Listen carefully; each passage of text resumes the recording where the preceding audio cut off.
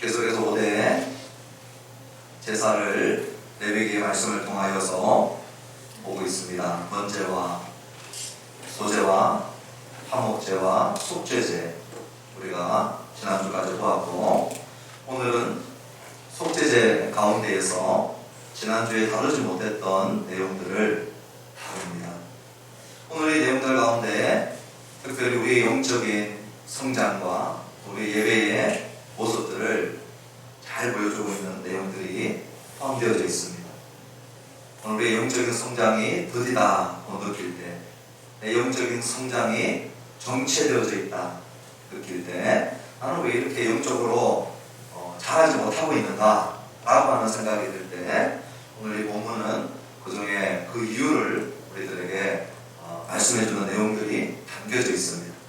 이제 우리가 속죄제와 관련되어져서 주로 속죄제는 우리가 고의로 지은 죄가 아니고 부지중에 우리가 의도하지 않고 지었던 그러한 죄악들을 처리하는 그러한 제사들인데, 고의성이 있는 죄악들을 어떻게 할 것이냐 하는 부분들에 있어서 속죄제가 강조하지는 않지만, 우리의 연약함 때문에 어쩔 수 없이 우리의 고의성이 포함되어지는 죄도 오늘 어떻게 다루어지는가, 어떻게 죄로 여겨야 하는가 말씀해주고 계시고, 그러한 죄도 어떻게 처리해야 될 것인가 하는 것들을 이 속죄제를 통하여 오늘 우리들에게 보여주시는 본문을 통하여서 다루어 주십니다.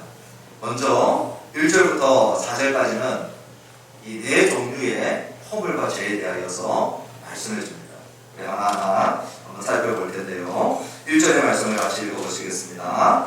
만일 누구든지 저주하는 소리를 듣고서도 증인이 되어 그가 본 것이나 알고 있는 것을 알리지 아니하면 그는 자기의 죄를 져야 할 것이요 그 허물이 그에게로 돌아갈 것이며, 첫 번째 죄는 증언을 해야 되는 자리에서 증언하지 않는 죄입니다. 마땅한 것을 말해야 되는 자리에서 침묵하는 죄입니다. 주로 법정에서 일어날 만한 일들이죠. 오늘 여기 누구든지 저주하는 소리를 듣고서도 했는데, 이 저주하는 소리가 뭐냐? 이것은 서약하는 소리입니다. 이 저주라고 하는 말이, 이 알라라고 하는 이 말 자체가 서약하다, 서약, 동의, 이런 의미들을 안고 있는 단어입니다. 그런데 주로 맹세하고 서약할 때 이 서약을 어기면 저주가 임할 것이다 말을 같이 선언하기 때문에, 그러한 이 동의, 서약하다 이 말 안에 저주라고 하는 의미를 포함시켜 놓은 것이죠. 그래서 우리 한글 성경 번역은 누구든지 저주하는 소리를 듣고서 이 말은 이미 서약 과정을 끝내고 이 서약 어기는 자는 저주받는다 그 소리를 들었다는 겁니다. 그러므로 서약의 목격자로 서 있었던 사람이 그 서약의 내용이 뭔지 알지요. 당사자 두 사람 빼놓고 제3의 증인으로 그 서약을 들었어요. 그리고 보니까 누가 이 서약을 안 지켰는가, 이 약속을 안 지켰는가 금방 알게 되죠. 그래서 결정적으로 그 증언을 해야 되는데 무슨 일인지 이 사람이 침묵해버리는 거예요. 마땅히 해야 될 말을 알고 있고 보고 있는 그 사람이 그렇게 알리지 아니하면 어떻게 되느냐. 1절 중간에 보니까 그는 자기의 죄를 져야 할 것이요 그 허물이 그에게로 돌아갈 것이다. 죄 없다 하지 않겠다는 것입니다. 그것은 허물이고, 그 침묵하고 있는 마땅히 말해야 되는 증인으로서의 일을 해야 되는 그 사람이 침묵해버렸을 때 그 사람에게 허물과 죄가 돌아갈 것이다. 그렇게 말씀하시는 것입니다. 그 다음에 2절과 3절은 오늘 저와 여러분들이 읽기에 상당히 불편한 내용들입니다. 아니 도대체 이게 왜 부정한 것인가? 라고 의문이 나는 내용들입니다. 우리 2절과 3절 한번 같이 읽어보십시다. 만일 누구든지 부정한 것들, 곧 부정한 들짐승의 사체나 부정한 가축의 사체나 부정한 곤충의 사체를 만졌으며 부지중이라고 할지라도 그 몸이 더러워져서 허물이 있을 것이요, 만일 부지중에 어떤 사람의 부정에 닿았는데 그 사람의 부정이 어떠한 부정이든지 그것을 깨달았을 때에는 허물이 있을 것이요. 이 부정한 것에 대한 이야기입니다. 그건 도덕적인 잘못이 아니고 의식적인 부정입니다. 그런데도 불구하고 우리는 불편해요. 왜냐하면 곤충 죽은 거 만지고 동물 죽은 사체에 좀 접촉했다고 내가 부정한 자가 된단 말인가? 그래서 레위기가 얘기하고 있는 거룩이 뭔가, 레위기가 얘기하고 있는 부정이 뭔가를 우리가 잘 이해해야 하는 것입니다. 레위기에는 거룩함의 등급이 있습니다. 그 등급은 지성소를 향하고 있어요. 지성소가 가장 거룩한 곳입니다. 지성소에 들어가는 사람 가장 거룩한 사람이고, 지성소에 드려지는 제물 가장 거룩한 제물입니다. 지성소 자체가 가장 거룩한 땅입니다. 그러므로 대제사장이 대속죄일날 가지고 들어가는 속죄 제물이 가장 거룩한 제물이고, 가장 거룩한 사람이고, 가장 거룩한 장소입니다. 레위기에는 지성소를 중심으로부터 멀어져 갈수록 거룩의 등급이 낮아집니다. 마찬가지로 어떤 것이 정결하냐, 어떤 것이 부정하냐, 이 도덕적인 개념이 아니고 의식적인 개념인데, 생명에 가까울수록 정결한 것입니다. 레위기에서는 생명에 멀수록, 죽음과 가까울수록 부정한 것입니다. 그렇기 때문에 죽은 사체하고 부딪히는 것은 죽음과 직접 맞닿아 있는 것이죠. 그래서 부정한 것입니다. 그 다음에 질병에 걸리고 이제 이 부정함에 대해서 레위기 11장부터 5장에 걸쳐서 아주 자세하게 레위기가 다룹니다. 그 내용은 아주 구체적인데 우리가 받아들일 때 이게 왜 부정하지라고 생각할 만큼 우리가 잘 이해 안 되는 영역인데, 그러나 레위기의 논리가 있습니다. 생명과 가까운 것이 정결한 거고, 죽음과 가까운 것이 부정한 거기 때문에 질병은 죽음에 가까운 것입니다. 그리고 피 흘리는 것들은 죽음에 가까운 것입니다. 그래서 우리가 생각할 때 왜 이러한 피 흘림과 관련된 것이 부정한 쪽으로 연결되어져 있는가? 레위기가 생각하고 있는 정결과 부정의 카테고리가 그러한 카테고리들을 가지고 있는 것이죠.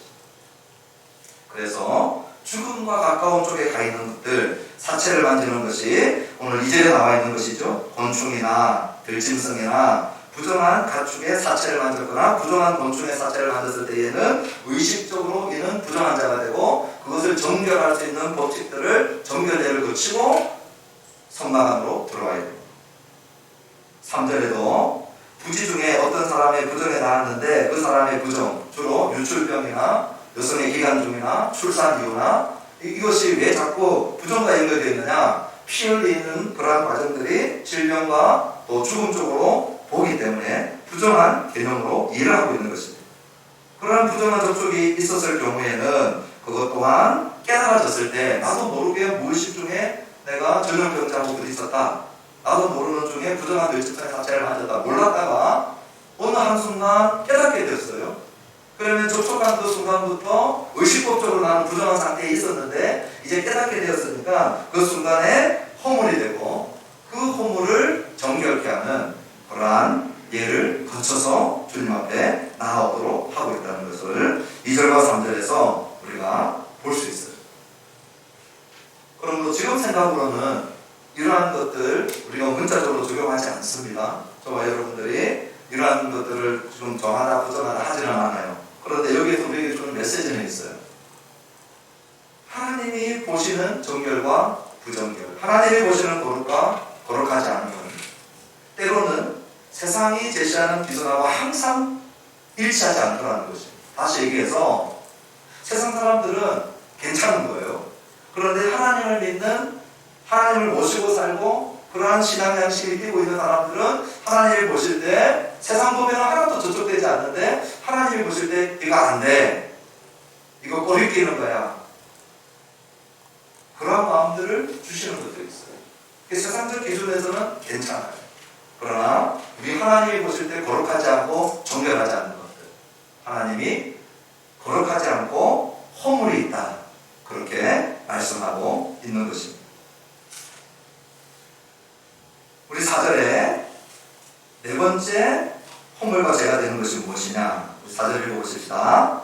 만일 누구든지 입술로 맹세하여 악한 일이든지 선한 일이든지 하리라고 함부로 말하면 그 사람이 함부로 말하여 맹세한 것이 무엇이든지 그가 깨닫지 못하다가 그것을 깨닫게 되었을 때에는 그 중 하나에 그에게 허물이 있을 것이니. 4절에서도 입술의 범죄입니다. 1절에서는 해야 되는 말을 안 했을 때의 범죄입니다. 마땅히 해야 되는데 안 한 범죄. 4절은요, 하지 말아야 될 말을 막 하는 범죄입니다. 입을 벌려가지고 맹세하는데 함부로 말했다는 겁니다.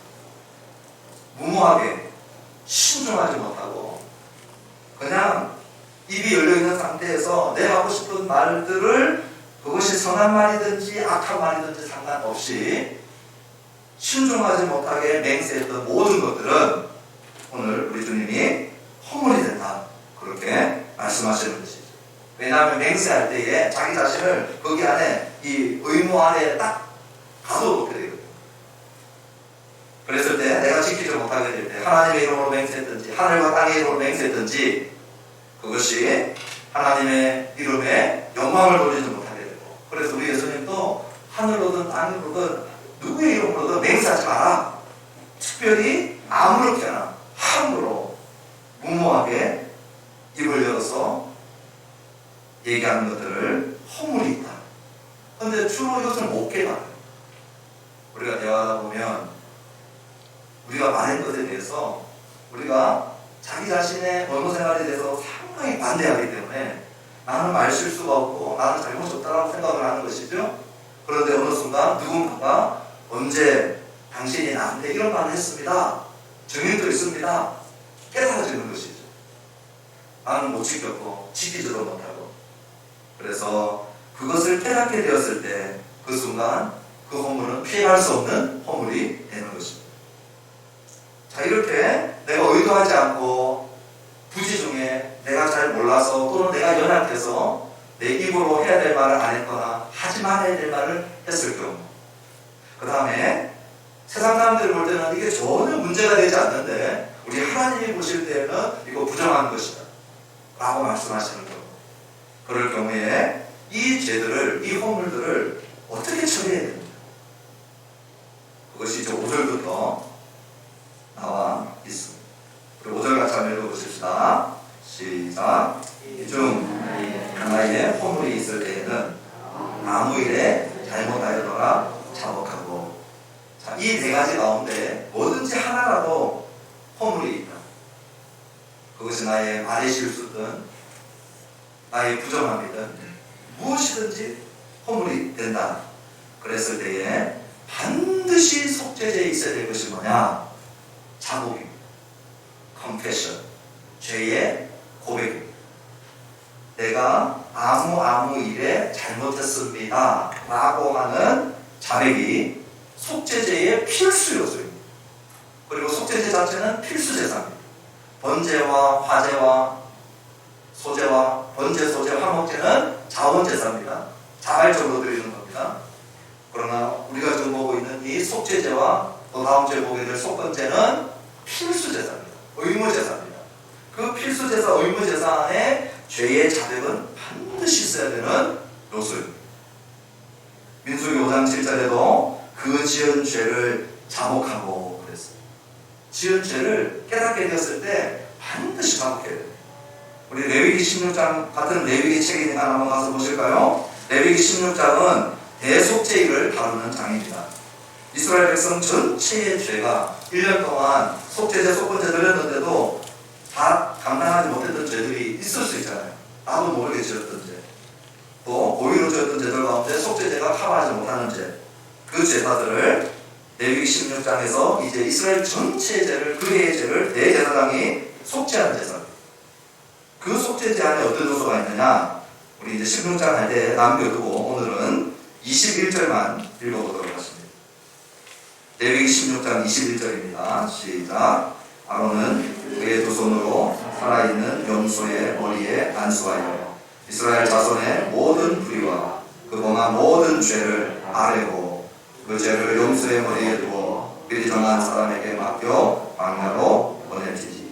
그 대속죄일 모든 이스라엘 백성들의 불의와 범죄한 죄를 속하는 제사를 드릴 때마다도 뭐 해야 되느냐? 아뢰고 자복함이 있어요. 죄에 대한 자복함이 있어요. 오늘 우리의 신앙생활을 돌아보십시오. 나는 주님 앞에서 자복하는 신앙생활이 있느냐?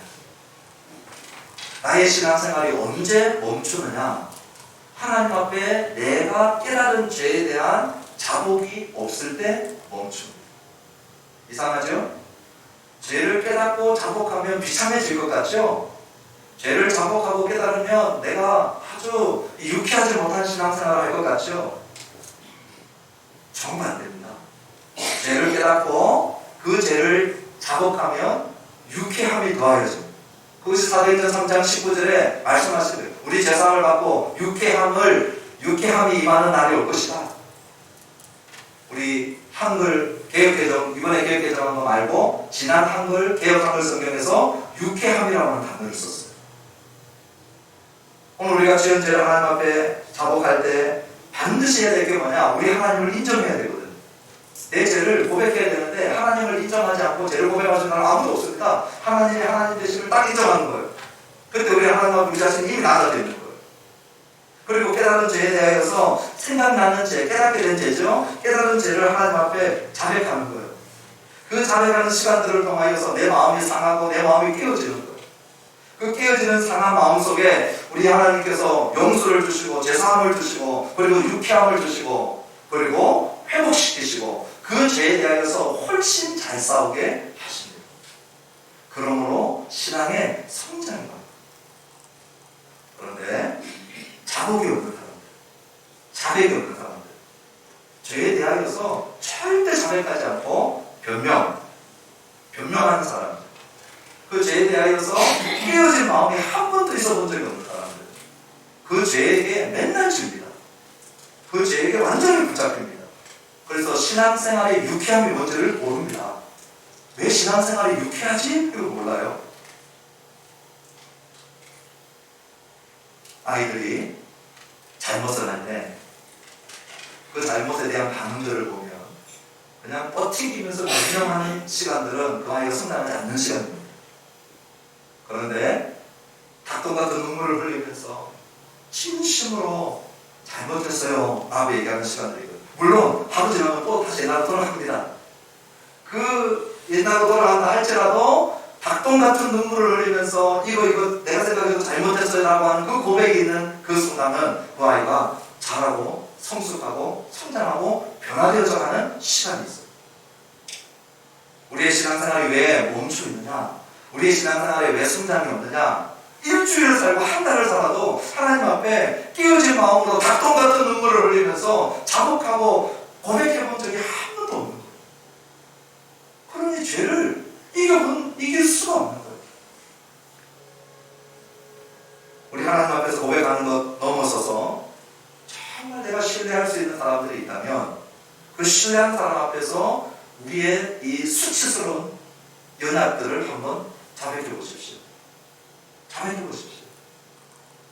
그 자백이 있는 한두 명의 그 소그룹, 그 한두 명의 신앙의 공동체, 그 사람과의 그 자백을 통한 그 자백이 있는 그 사람이 그 죄를 어떻게 이겨나는지 여러분 보십시오.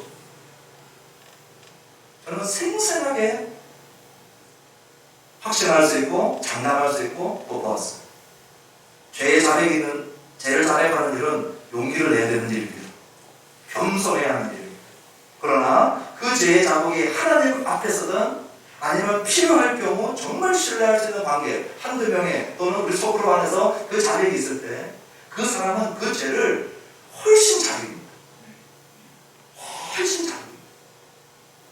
그런데 숨기고 변명하고 없는 것처럼 하고 꾸미고 덮고 순간의 수치는 모면할 수 있지만 영적인 성장은 더딥니다. 그래서 오늘 우리 주님이 이 속죄 제사에 필수 요소로 뭘 넣었느냐? 자복 하나를 제일 먼저 요구하십니다. 이 자복을 통하여서 우리를 공교롭게 하거나 우리를 수치스럽게 만들려고 하는 것이 아니고 하나님은 우리가 언제 성장하는지, 언제 죄를 진짜 잘 다룰 수 있는지, 언제 죄를 극복할 수 있는지 자복하는 죄에 대하여서 우리 주님이 그 이김을 주시기 때문에 우리의 성장과 성숙과 우리의 유익을 위하여서 자복하라고 하는 거예요. 그런데 우리가 자복을 안 해요. 예배 때마저도 자복이 없어요. 반주를 들으면서 성령이 나올 때 찬양 가운데 기도 가운데 오늘 하나님을 깨닫게 할 때마다 이 예배 시간은 자복하기 너무 좋은 시간입니다. 이 시간들을 통하여 우리가 자복하고 이 시간들을 통하여 우리 하나님 앞에서 우리의 죄를 고백하고 그러한 자복과 고백이 있게 되기를 주님의 이름으로 축원합니다. 그래서 막혔던 신앙생활에 이 돌파가 있어야 됩니다. 내가 극복하지 못하는 죄악들을 돌파해 나가야 돼요. 그 돌파를 위하여서 여러분 하나님 앞에 그 죄를 자백할 뿐만 아니라 정말 신뢰하시는 하나님 앞에 가서 한번 자백해 보십시오. 그 죄에 대하여 엄청난 돌파가 일어납니다. 6절 같이 한번 읽어보십시다.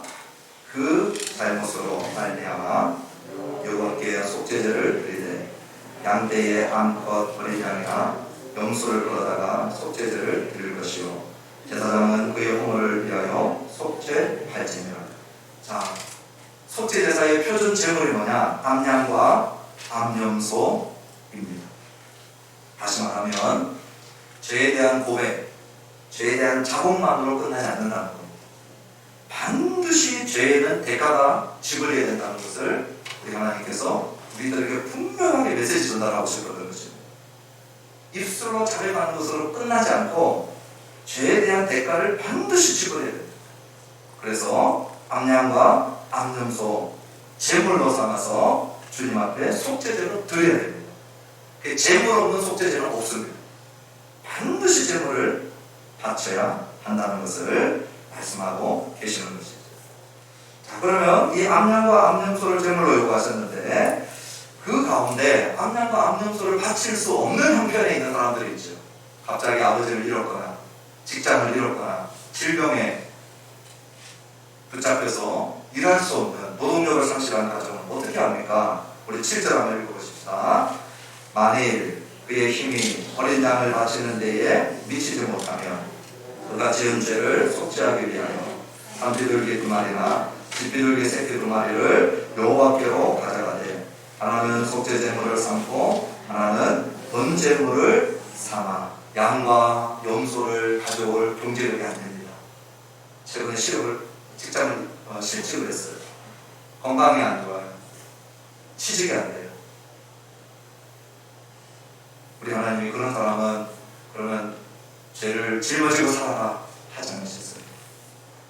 그러한 사람들의 형편을 헤아리신 것이에요. 그래서 낮추어 주셨어요. 이 별칙을 주신 겁니다.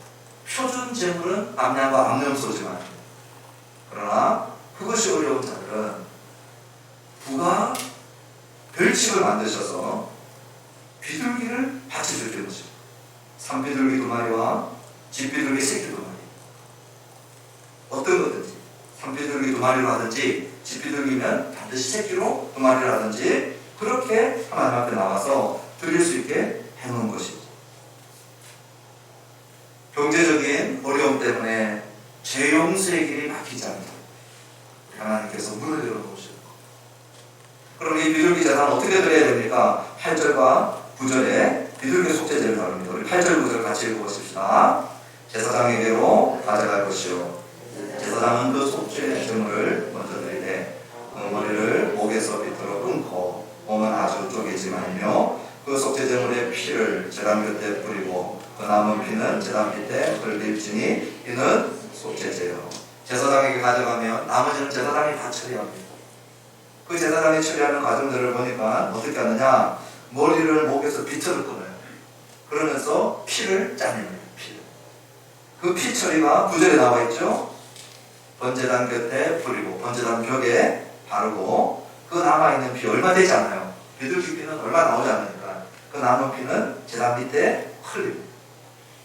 그것을 통하여서 죄에 대한 대가가 반드시 지불돼야 된다 하는 것을 알려주시고 그리고 비둘기 몸은 쪼개지 못하게 하셨죠. 왜냐, 이 가난한 자가 남들은 소 들고 오고 염소 들고 오고 양 들고 오는데 지금 비둘기 들고 왔기 때문에 우리 주님이 몸은 최대한 펼치되 이 조각나지 않도록 그렇게 해서 몸은 아주 쪼개지 마라 그 말씀을 다시 언급해 주세요. 그렇게 비둘기를 통해서라도 이 죄 문제를 반드시 다루고 그리고 염소의 길을 열어주시려고 하는 것이 우리 하나님의 마음이다 하는 것을 보게 됩니다. 문제는 정말 상황이 어려워서 이제 비둘기도 가져올 수 없다. 지금 우리 집에 가난이 너무 오래 겹쳐있고 비둘기도 오늘 보사스럽다. 냉장고 문을 열어보면 고기가 하나도 없다. 오직 남은 건 정말 문자 그대로 쌀만 남았다. 쌀만. 그런 사람들 어떻게 할 거지? 그런 사람들을 위하여서 이제 11절부터 말씀해 주십니다. 11절 먼저 읽어보십시다.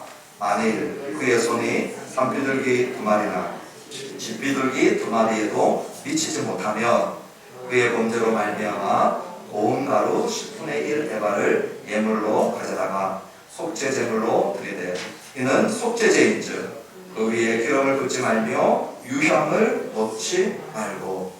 양과 염소는 택도 없고 비둘기도 가져올 수 없는 그러한 지경에 있는 사람이 오늘 이 질문제를 어떻게 할 거냐. 우리 하나님께서 가난은 죄에서 면제된다 그런 법이 없어요. 가난 자체가 죄의 면제부를 받는 그러한 이 표정이 되지 못합니다. 가난한 자라도 반드시 죄에 대한 자복이 있어야 되고 그리고 재물이 있어야 돼요. 그런데 짐승 재물 중에 비둘기도 못 가져와요. 그런 사람에게 오늘 고운 가루가 죠. 그 고운 가루는 주로 밀가루였습니다. 드물게 보리가루를 하셨거든요. 거의 대부분 밀가루였어요. 그 밀가루 10분의 1 에바 2.2리터입니다. 한 에바가 22리터이기 때문에 10분의 1이니까 우리 콜라병이나 음료수병 2리터짜리 거기에 조금 더 넘게 그 가루를 채워가지고 주님 앞에 속죄 제물로 가지고 오는 거예요. 누구든지 제물 없이는 속죄함이 없다는 거예요. 그런데 이번에 고운 가루 10분의 1 에바를 드리는 속죄 제물에는 금지시켜 놓은 것이 있습니다. 우리 소제 때는 열어놓았거든요. 뭐가 열려 있었느냐? 기름과 유향이 소제 때, 고운 가루로 드리는 제사 소제 때는 기름과 유향을 부어서 올려드리게 하는 그것이 열려 있었는데 속죄제는 고운 가루를 들고 오지만 기름과 유향을 놓지 못하겠어요. 두 가지 이유가 있는데 왜 기름과 유향을 놓지 못하겠느냐? 소제는 자원에서 드리는 자발제사입니다. 내가 감사해서 하나님 앞에 즐거움으로 기꺼이 올려드렸던 그 자발적인 제사에는 기름과 유향이 어울려요. 그런데 속죄제는 죄를 자복하고 통회하고 닭똥 같은 눈물을 흘리면서 깨어진 마음으로 주님 앞에 나가는 제사이기 때문에 기름과 유향을 뺐어요. 또 하나는 지금 왜 고운 가루 갖고 오라고 하셨느냐? 비둘기도 살 수 없는 사람한테 기름은 짐이었어요. 비둘기도 살 수 없는 사람한테 유향은 부담이었어요. 우리 하나님께서 기름과 유향 빼라. 그거 빼고 그가 가지고 있는 집에 있는 남은 쌀풀 가지고 그거 가지고 와서라도 죄 용서의 길을 열어놓으신 그 내용을 오늘 이 11절에 말씀하고 있는 것이죠. 그러므로 기름과 유향을 생략하도록 놓지 않고 속죄제물로 고운 가루 한 에바만 10분의 1 에바만 드릴 수 있게 해놓으신 것. 제가 이 11절을 읽으면서 우리 하나님의 마음이 어떠한 마음인가 아무 알아볼 수 없었어요. 우리 하나님이 제사장들 같은 사람들에게는 숫소를 요구했어요. 또 오늘 표준 제물에서는 암양과 염소를 요구했어요. 그런데 그 재정 능력이 되지 않는 가난한 사람들에게는 비둘기, 그리고 그 비둘기도 가지고 올 수 없는 사람들에게는 어떻게 했어요? 고운 가루 가지고 와도 죄 용서만 받을 수 있는 길을 열어주신 거예요. 우리 하나님의 마음속에 내 백성 가운데 한 명이라도 이 속죄의 은총에서 제외되는 자가 없기를 우리 하나님이 얼마나 원하시는가 알 수 있어요. 또 동시에 우리 하나님 앞에서는 아무리 사소한 죄라도 사소하지 않다는 것을 또 말씀해 주시고, 우리가 부지중에 지은 부정한 데 대해서도 우리 하나님은 그거 해결하고 가야 된다. 그거 그냥 덮어두고 가지 마라. 그거 변명하고 넘어가지 마라.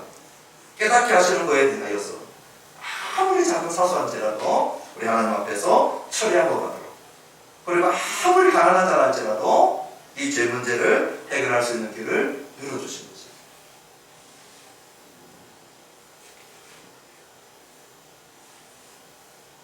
그러면 고운 가루로 드리는 소재는 어떻게 드리느냐? 우리 12절 읽어보십시다. 그것을 제사장에게로 가져갈 것이요 제사장은 그것을 기념물로 한 움큼을 가져다가 제단 위 여호와의 화제물 위에서 불사를 지니 이는 속죄제라. 소재는 제사장이 한 움큼만 뜹니다. 우리 기름과 유향을 부은 제사도 한 움큼만 뜹니다. 나머지는 제사장이 가져가도록 했어요.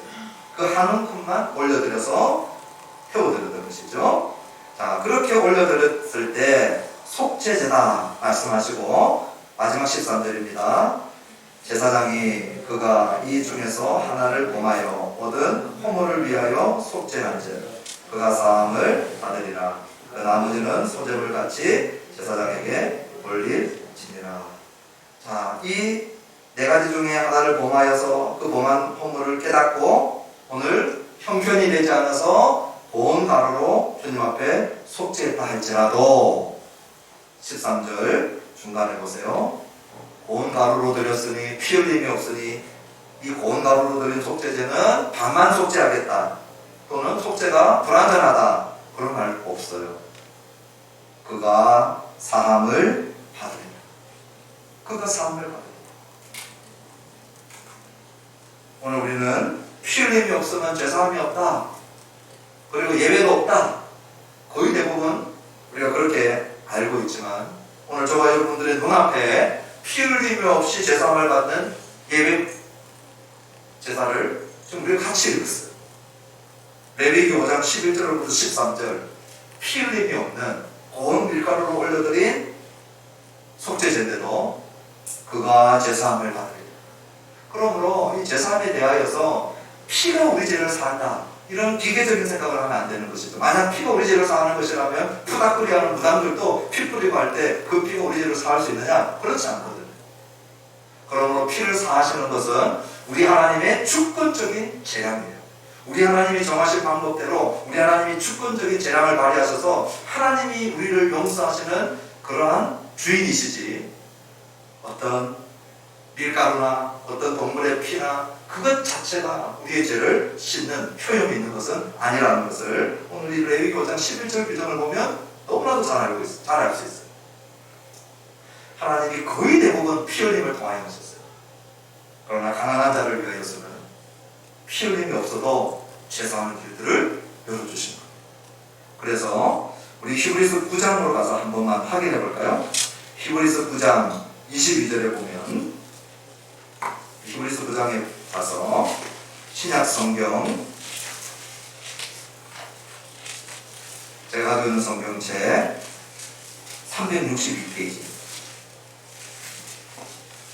히브리서 9장 22절 신약 성경 362페이지를 읽을 때 거의 almost 거의라고 하는 단어 nearly 이 단어를 우리가 유의하면서 한번 읽으면 좋겠어요. 자, 히브리서 9장 22절입니다. 율법을 따라 거의 모든 물건이 피로써 정결하게 되나니 피 흘림이 없은즉 사함이 없느니라. 피 흘림이 없은즉 사함이 없다. 전부 완벽하게 모두 예외 없이가 아니고 거의 라고 하는 부사를 지금 쓰고 있어요. 이 레위기 5장 11절의 내용이 여기에 연결되는 내용입니다. 피 흘림이 없음에도 불구하고 오늘 고운 가루를 통하여서 가난한 자의 죄를 용서하실 길을 열어 놓으신 그 모습을 보게 되는 것입니다. 그러므로 아무리 가난하다 해도 죄를 그냥 지나칠 수 없음을 우리가 다시 한번 봐야겠고 어떠한 경우가 주어진다 할지라도 죄는 반드시 다루어야 한다. 가난한 자에게도 물질 때문에 용서의 길을 막히지 않도록 우리 하나님께서 그 용서의 길을 고운 가루를 통해서도 열어놓고 계시는 모습을 우리가 기억하면 좋겠습니다. 여기까지 우리 13절까지 주신 말씀을 우리가 기억하면서 몇 가지를 생각을 하고 그렇게 말씀을 마치면 좋겠어요. 제가 초두에 말한 것처럼 내 신앙의 성장이 왜 내가 원하는 대로 빨리 성장하고 있지 못할까? 정체감을 느끼거든요. 답답함을 느낀단 말이죠. 여러 복합적인 이유가 있는데 오늘 본문은 우리들에게 분명한 것을 말씀해 줍니다. 그것은 뭐냐? 왜 신앙의 성장과 성숙이 없느냐? 큰 이유 중에 하나는 바른 회개가 없기 때문이다 말씀해 주고 있어요. 오늘 우리 주님 앞에서 내 죄에 대한 자백, 그리고 정말 좋은 작은 공동체 안에서, 소그룹 안에서 내 죄에 대한 자백, 그것을 할 수 있는 공동체가 있고 한 명이라도 그렇게 할 수 있는 사람이 있을 때 오늘 우리는 죄에 대하여서 놀랍게도 하나님께서 이기게 하시는 것들을 자기가 경험하게 돼요. 자기가. 그것이 아내가 돼도 좋고, 그것이 남편이 돼도 좋고, 그것이 정말 믿을 수 있는 집사님, 또 우리 교육자, 누구든 괜찮아요. 신뢰할 수 있는 사람들이라면 그 죄를 한번 용기를 내어서 고백해 보십시오. 그리고 자백해 보십시오. 그때에 그 죄가 맥이 없어져요. 그 죄가 맥 풀린 이 상태가 되어버려요. 완전히 그 사람을 장악하고 있던 그 장악력이, 악력이 풀린다고 그러죠. 쫙 풀립니다. 그래서 우리 하나님이 우리의 영적인 성장, 우리의 바른 예배 반드시 있어야 될 것이 있다. 그게 뭐냐? 자복이에요. 오늘 우리가 예배할 때 우리가 찬양 듣고 또 조금 먼저 나와서 반주 듣고 또 아무 음악이 없다 할지라도 조금 먼저 나와서 하나님 앞에 이 자복의 시간들을 갖는 것, 예배를 준비하면서 우리의 마음 상태 속에 주님, 내가 돌아보니 이번 한 주간 이런 거리낌이 있습니다. 이런 죄악들이 있습니다. 그러한 것들을 우리 주님 앞에서 자백하고 고백하면서 예배로 나아간다는 것은 오늘 얼마나 우리 하나님이 기뻐하시는 그러한 속죄제의 본질을 잘 가지고 있느냐 보게 되는 것이죠. 그런데 언제부터 우리 예배 가운데 이 자백이 없어요. 이 고백이 없어요. 죄에 대하여서 이 통회하고 끼우신 마음이 없는 거죠. 그러니 신앙생활은 겉으로는 밝고 유쾌한 것 같은데 안에서는 골만 터지는 거예요. 죄에 대한 자백과 죄에 대한 자복이 있을 때 그때 우리 주님이 용서하시고 그 용서하심을 통하여서 오늘 우리 안에 유쾌함을 회복시키시고 그 유쾌함을 회복시키는 동시에 하나님의 은혜와 불쌍히 여김을 잔뜩 받고 돌아가기 때문에 죄에 대하여 훨씬 잘 싸울 수 있게끔 변화되어져서 이겨나가는 삶들을 살아갈 수 있기 때문에 이 자복을 요구하시는 것입니다. 오늘 이 시간 반드시 우리가 기억했으면 좋겠어요. 자복은 우리를 괴롭게 하거나 우리의 신앙생활을 귀찮게 하거나 우리의 신앙생활을 우울하게 만들려고 하나님이 요구하시는 것이 아니고 정반대다. 우리의 생활을 유쾌하게 만들고 우리를 죄와 훨씬 잘 이기게 하시려고 오늘 자복하라고 요구하신 줄 믿으시기 바랍니다. 또 하나 우리가 기억해야 될 것은 마지막 한 사람까지라도 용서하기 원하는 우리 하나님의 마음입니다. 세상 사람들은 훨씬 힘 있는 사람들을 좋아하지만 오늘 우리 하나님은 비둘기도 다칠 수 없는 사람, 그 한 사람에게까지 우리 주님의 마음과 우리 주님의 눈은 그 사람에게 머물러 있는 것이죠. 어떻게 보면 예외가 없다는 것이죠. 그 마지막 한 사람까지도 이 용서의 길을 열어놓으신 우리 하나님의 그 마음을 저와 여러분들이 우리도 마음을 열고 좀 받았으면 좋겠어요. 한쪽에서는 마음을 막 여는데 한쪽에서는 마음이 닫혀 있으면 이 마음이 주고받는 것이 없어지죠. 하나님은 우리를 향하여 마음을 다 보여주시는데 우리는 그 하나님의 마음을 받지 않고 막아놓고 있다. 마지막 한 사람까지라도 어떻게 해서든지 이 죄용서의 은총을 누리도록 오늘 우리 주님이 양과 염소에서 비둘기에서 고운 가루까지 별칙을 만들어내시면서까지 오늘 죄용서의 은총 안으로 아무도 예의 없기를 바라는 그 마음을 오늘 저와 여러분들이 하나님의 마음이 그러하시구나 하는 것을 알고 그 하나님을 찬양하고 그 하나님 앞에 자백하고 그 하나님을 신뢰하는 저와 여러분 되어지기를 주님의 이름으로 축원합니다. 또 하나는 어떠한 죄도 사소하지 않다. 죄를 너무 가볍게 여기는 그러한 시대에 오늘 저와 여러분들이 살고 있습니다. 죄 잘 짓는 사람을 못 실선하고 죄 잘 짓는 사람을 아주 영웅처럼 만들어 놓고, 그리고 부러워하게까지 드라마나 미디어나 하는 메시지들이 그렇게 흘러가고 있죠. 우리 주님 앞에서는 아무리 사소한 죄도 절대 가볍지 않다는 것을 기억하셔야 돼요. 오늘 정결 부정결에 대해서 우리도 잘 이해하지 못하는데 세상 사람들은 이거 더 이해하지 못하겠죠.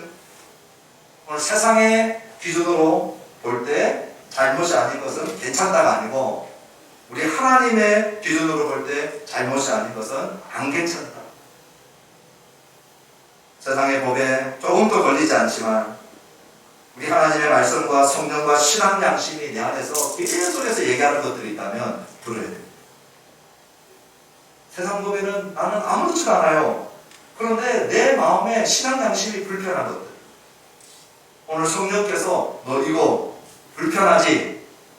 라고 말씀하시는 그 영역들, 성경을 읽어가고 있는데 성경을 읽는 중에 딱 와서 나를 찌르는데 세상 보면은 아무렇지도 않지만 하나님의 말씀이 나를 찌르는 그 영역들, 오늘 그 영역들 앞에 사소하게 여기지 않는 자, 저와 여러분이 그러한 성도가 되어지기를 주님의 이름으로 축원합니다. 마지막으로 죄는 반드시 자복하고 그리고 대가를 지불해야 한다고 말씀하십니다. 자복과 함께 대가 지불이 있어야 됩니다. 내 죄에 대한 대가를 치를 양이든 염소든 비둘기든 심지어는 고운 가루라도 있어야 한다는 거죠.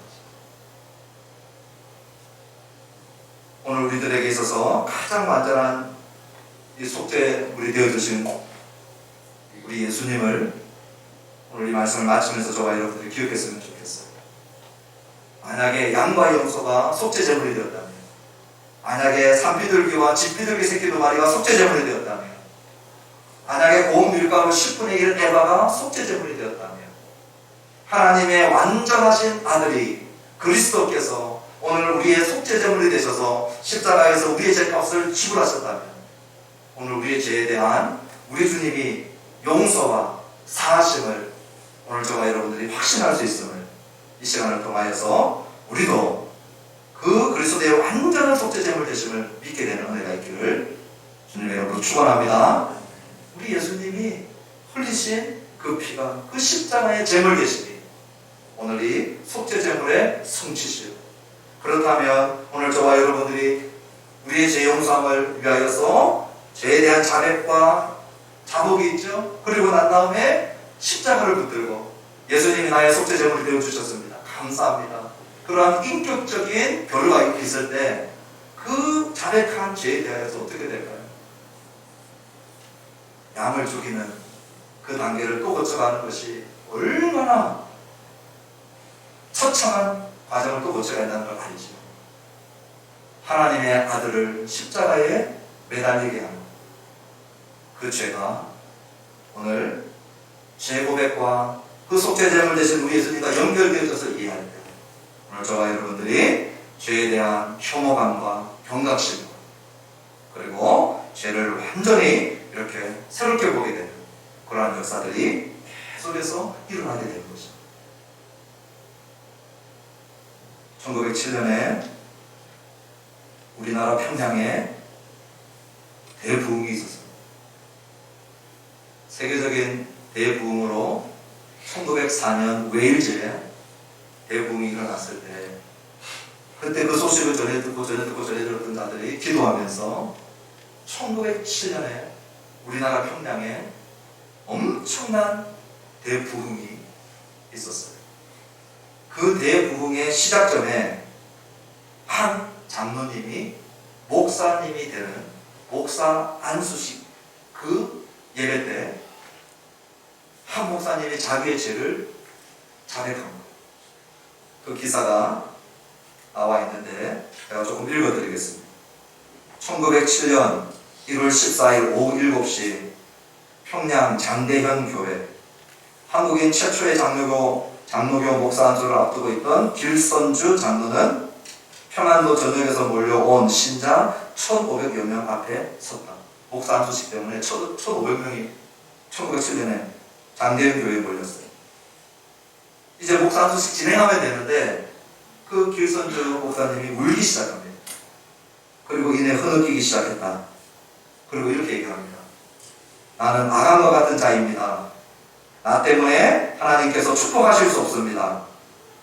그 이유가 뭔가 들어봤더니 약 1년 전에 임종을 앞둔 친구가 나를 자신의 집에 불러 부탁했습니다. 길장으로. 나는 곧 세상을 떠날 것 같소. 내 아내는 그만한 능력이 없으니 자네가 내 재산을 정리해주면 좋겠어. 아내가 재산 정리 못하니까 이 재산 정리, 내가 제일 믿을 만한 장로니까 친구이고 그 길장로한테 부탁하는 거예요. 난 그 부인의 재산을 관리하던 중 욕심에 겨워 부인의 돈 $100를 사치했다. 그때 이제 비즈니스하고 또 외국의 선교사들, 미국 선교사들 달러를 가지고 들어오고 부인의 돈 $100를 사치했다. 나는 하나님의 일을 방해했습니다. 그리고 울면서 고백하기를 그 돈을 내일 아침 그 미망인에게 돌려드리겠습니다. 목사 안수 받아야 되는 사람이 그냥 입 다물고 있었으면 목사 안수 받고 그냥 목회할 텐데 1,500명 앞에서 $100 사치한 것을 재산 관리하다가 욕심이 생겨서 $100를 사치했다는 것을 얘기하고 그리고 그 다음날 아침에 그 미망인에게 돌려주겠다고 고백을 했어요. 난리는 그때부터 나기 시작했어요. 이 길장로님 얘기가 끝나자마자 여기저기서 사람들이 일어나서 자기 죄를 막 고백합니다. 새벽 2시까지. 그 안에 많은 내용들이 있는데 어떤 여자 성도는 청일전쟁 때 1907년이니까 과거로 돌아가면 6.25 전쟁이 아니고 청일전쟁. 청일전쟁 때 피난 가다가 아이가 너무 무거워 나무통에 머리를 부딪히게 죽이고 자기 아이를 죽인 죄. 강유문이라는 사람은 자기 교회 장로와 담임 목사를 미워한 죄. 제가 이 두 죄를 읽으면서 충격을 받았어요. 어떻게 어머니가 자식을 죽이고 전쟁이 비참해도 너무 비참한 거죠. 자식을 죽이고 떠났던 그 상황 속에서 2절만 했는데 못 잊고 살았겠지만 이 길선주 장로님이 자백을 하니까 그 숨기고 싶었던 죄가 아니겠습니까? 그 죄를 공개적인 석상에서 자백을 해버린 거예요. 그리고 이 강용문이라는 사람은 자기 장로님하고 담임 목사님을 미워한 죄를 고백했어요. 강대상을 붙잡고. 제가 왜 충격을 받았냐면 요즘에 누구 미워하고 큰 죄라고 여기십니까? 자기 자식을 죽인 죄는 큰 죄라고 여기잖아요, 우리가. 그런데 교회 장로와 교회 목사를 미워한 죄를 큰 죄라고 잘 안 여겨요. 미운 짓 했네. 미운 사람이네.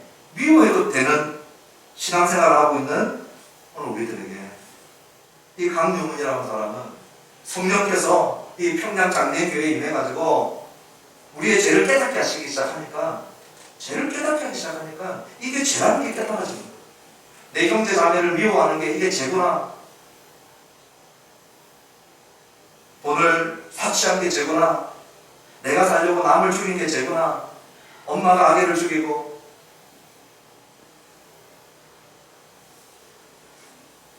오늘 교회 안에 크고 작은 죄를 뻔뻔하게 짓고 그것이 1,000원의 사치든지 그것이 낙태든지 그것이 누구를 미워하든지 하나님 앞에서 얼마나 두려운 죄인지 신앙의 양심이 둔감하고 죽어서 죄에 대하여서 하나도 아파하지 않는 마음을 가지고 우리가 1000번의 예배를 드린다 할지라도 우리 하나님이 어떻게 그 제사를 받으십니까? 오늘 이 시간 말씀을 맺으면서 저와 여러분들이 내 형제 미워한 것도 앞에 할 줄 알아요. 오늘 우리 하나님께서 우리 마음속에 깨닫게 하시고 내 자식을 죽인 자라 할지라도 그리스도의 피가 오늘 저와 여러분들의 죄를 씻길 때 구약의 제사는 자범죄를 중심으로 해결시켰지만 우리 예수님의 속죄제는 그것이 자범죄인지 그것이 비고의죄인지 그런 제한이 없습니다. 흉악한 한편의 강도도 그리스도의 피가 용서할 수 있는 그 보혈을 오늘 이 시간 저와 여러분들이 의지하고 오늘 주님 앞에 우리 주님이 생각나게 하는 죄가 있다. 또 막 강박에 걸려가지고 이 돋보기를 들고 지금부터 죄를 찾아내려고 하지 마십시오. 그렇게 아니거든. 하나님께서 지금 말씀 듣는 중에, 오늘 내가 살아가는 중에, 기도하는 중에, 교제하는 가운데 하나님께서 기억나게 하시고 생각나게 하시고 찔리게 하시고 감동하게 하시는 그 죄, 그 죄는 오늘 저와 여러분들이 넘겨버리지 않냐고 우리 주님 앞에서 자백하고 고백하는 은혜가 있게 되기를 축원합니다. 그리고 그리스도의 십자가 분들, 완전한 속죄제물 대신 그리스도의 십자가 분들, 오늘 이 시간 용서받고 유쾌함으로 그 죄악을 이기며 저는 이번 한 주간 내가 해야 될 말을 또는 하지 말아야 될 말을 내 입술에 범죄하지 않도록 기도하시고 세상 사람들이 뭐라고 상관없이 하나님 앞에서 거룩하고 정결한 자로 변화되어서 살게 달라고 우리 시간 한 2, 3분 정도 같이 먼저 기도하면 좋겠습니다. 우리 기도하십시다.